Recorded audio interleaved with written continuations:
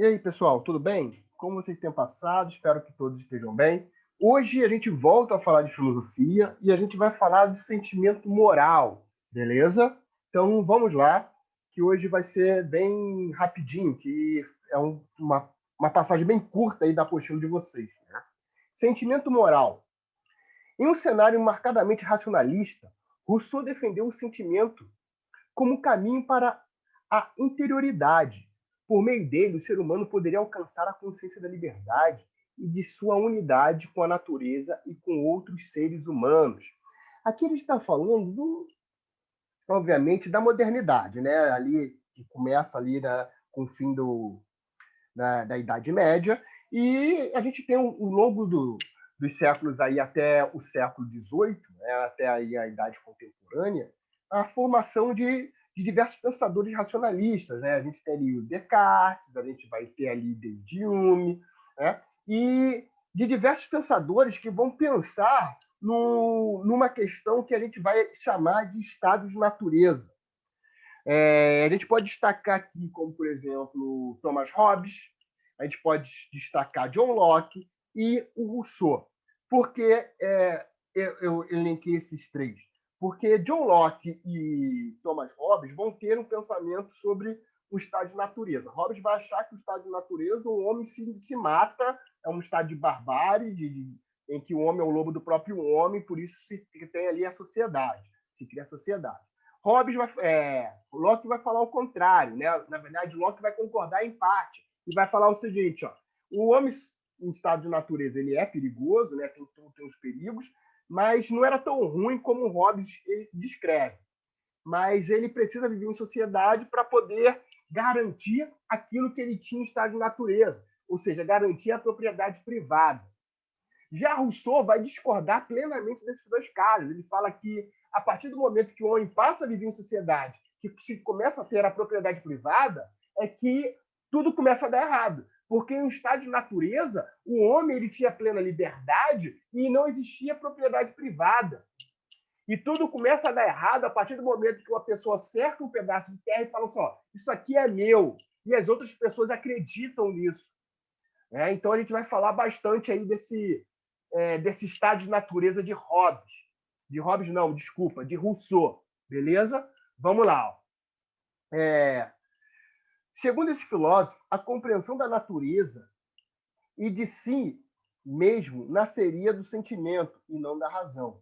O filósofo descreveu um estado hipotético da vida humana, anterior à civilização, que é esse estado de natureza que eu falei para vocês.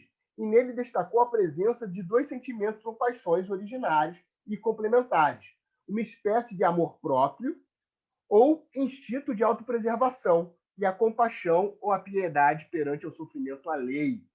Né? Daí vem aquela frase que é atribuída aqui ao pensamento de Rousseau, que é: o homem é bom e a sociedade o corrompe, o mito do bom selvagem. É interessante a gente pensar esse mito e a questão do bom, que essa questão do bom é diferente da moralidade que a gente entende como bom ou ruim. Um homem não é bonzinho, né? Assim, olha, nossa, que bondoso que ele é. Não, ele tem ali uma certa piedade perante ao sofrimento alheio, mas essa dicotomia entre ruim e algo mal e algo bom, né? Não existe dentro do pensamento de Rousseau, tá? Tanto que ele tem ali um instinto de autopreservação. E segundo o pensamento de Rousseau, nesse estado de natureza, que vale frisar, é um estado hipotético, nenhum desses filósofos que estudaram ou que elaboraram sua teoria em cima do estado de natureza conseguiu ver o estado de natureza em si. Né? É impossível a gente ver um estado de natureza. Por quê? O estado de natureza existe antes da sociedade.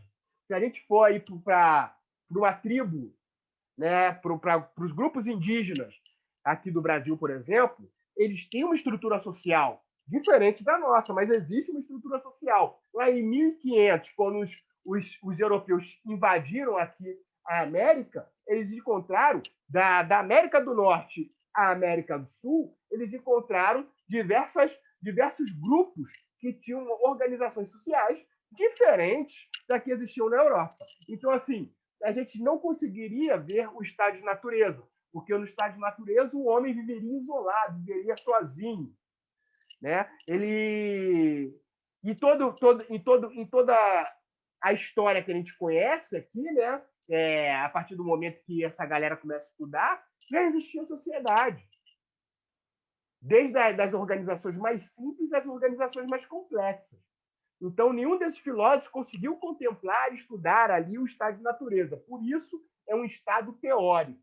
Tá? Vamos lá. Ó. Seguindo. Em uma outra posição, o filósofo inglês David Hume desenvolveu uma nova concepção de ética, entendendo as paixões e não a razão como fundamentos da ação humana. Então, vamos lá. Hume vai falar que as paixões elas vão fazer, né, vão ser ali a base das ações humanas. Para Hume, o agir humano seria motivado por impulso e sentimentos, e não por princípios racionais. Então, David Hume está falando que a ação humana, né, as realizações que o homem faz, são determinadas por impulsos e sentimentos, não com base na racionalidade. Afirmava que a distinção entre virtudes e vícios não seria um resultado de uma avaliação racional, mas da presença ou ausência de sentimentos de desaprovação ou culpa diante de uma ação, concluindo que a moralidade não constituía o objetivo da razão, mas do sentimento. O que Hume está falando aqui? A ação ali, ela é realizada, ela não tem uma avaliação racional, mas sim uma ação que é aprovada ou desaprovada, que vai me gerar culpa ou não. Daí ele conclui que a moralidade para o homem não está baseada na razão, né, na utilização da consciência, mas sim dos sentimentos e do impulso. Aqui, isso aqui estava na apostila de vocês como um exercício, mas eu resolvi colocar aqui no slide da gente, porque eu achei bacana esse resumo aqui, né? A gente tem a concepção ética em diversos pensadores, né? Aqui, ó, concepção ética de Sócrates e Platão. A ação ética decorre da razão por meio do conhecimento racional das ideias do bem e de virtudes, como a justiça, entre outros. As paixões e os apetites devem ser submetidos ao controle da razão. Então, ele fala que os impulsos, né, devem ser submetidos ali ao controle da razão. Sócrates e Platão. Aristóteles. A ação ética baseia na concepção de virtude e justiça como mediana, o justo meio, e no hábito de agir conforme suas virtudes. Lembra? O pensamento de Aristóteles fala, ó, não adianta você ser muito corajoso ou muito medroso. O interessante é você ser o meio termo. Então, Aristóteles vai buscar essa chamada mediana, né? Essa questão do meio termo. Cínicos. Os cínicos são aquela corrente filosófica que desacreditavam da capacidade, né? Eles não acreditavam na capacidade do conhecimento absoluto e pleno. Né? Vamos lá. A vida ética é uma vida simples, em harmonia com a natureza e com os instintos, livres de convicções, instituições sociais, baseada na autarquia e na apatia. A autarquia é aquele momento em que o cara se autogoverna, beleza? Estoicos.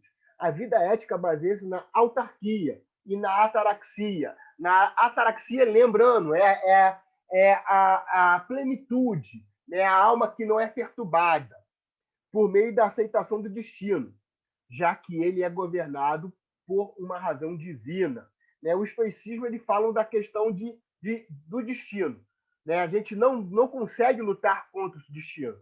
Né? O exemplo que costuma utilizar é a pessoa está amarrada à carroça. Essa pessoa pode caminhar com a carroça ou ser arrastada pela carroça. Né? Então, os estoicos vão trabalhar essa questão aí, tranquilo? Essa questão de aceitar o destino, como, por exemplo, aceitar a morte. Epicurismo é aquela galera que procura os prazeres, né? O prazer e a dor são critérios confiáveis para distinguir o verdadeiro do falso, o bom e o mal. Porém, todo prazer deve ser submetido à avaliação de suas consequências para se decidir buscá-los ou não. Agostinho de Hipona, né? Daí a gente já está entrando na filosofia medieval. A vontade corrompida pelo pecado e o uso inadequado do livre-arbítrio originam o mal. A graça divina garante a salvação humana e a liberdade. Gente, vamos desconsiderar essa parte de cima e vamos aqui para baixo, porque eu acabei repetindo o slide, né? Vamos aqui, Tomás de Aquino. A verdadeira felicidade consiste na beatitude, contemplação divina oportunizada por uma vida em conformidade com as suas virtudes. René Descartes. A moral perfeita resultaria de um método racional. Aqui a gente já está falando da filosofia da modernidade. Já saímos da filosofia medieval e estamos entrando na filosofia moderna.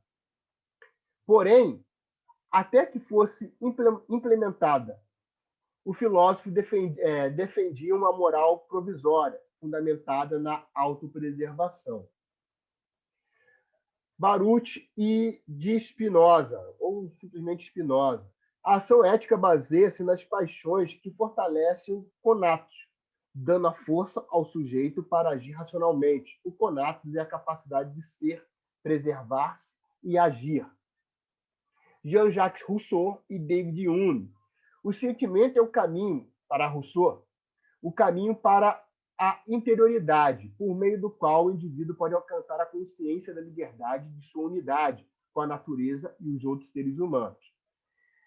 David Hume, a moralidade fundamenta-se em um sentimento como compaixão, benevolência e simpatia, os quais determinam os sentimentos da culpa e aprovação perante a ação. Beleza, pessoal? Então, por hoje, ficamos por aqui. Grande abraço e tchau, tchau.